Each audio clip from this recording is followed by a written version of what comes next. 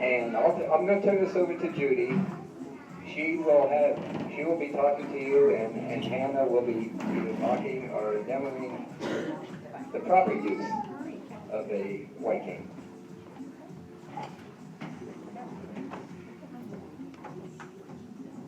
Thank you, Sam.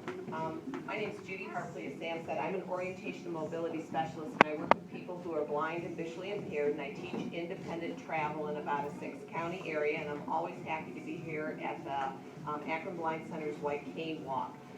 Before we get started, I just want to make a few comments here about respecting the white cane.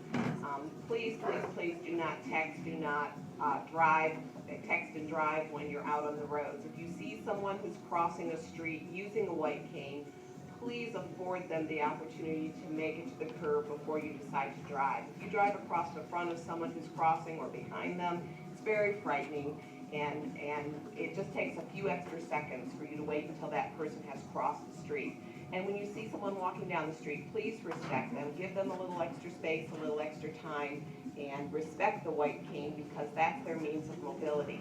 I'm going to demonstrate to you a little bit about how to use the white cane. But first I'm going to let Hannah West speak. Hannah is a 7th grader at Jennings Learning Center in Akron, and she is a visually impaired student of mine, and she'd like to say a few things about the white cane and about her experiences. Here you are, Hannah. My name is Hannah, as you all know. I'm a 7th grader, and my white cane can range from short to tall, big to small, and there's different types of tips that you can use. Like there's a tip called the rolling ball, where whenever you use it like this, it spins. And so whenever you're on the concrete and you're walking somewhere, say to a store, and there's a crack in the middle of the concrete, the ball can just go right over the crack. And you don't have to worry about your cane getting jammed in the little folds where you collapse it. And my experiences with the white cane, it was pretty good actually. I didn't really have any trouble getting around and stuff, and so yeah. And so the white cane laws started way back in, was it 1933? 1933. So yeah, just like Ms. Hartley said, it's basically, she told you kids how to respect the white cane and how to, avoid letting the people who are using a white cane go across the street or intersection. So yeah.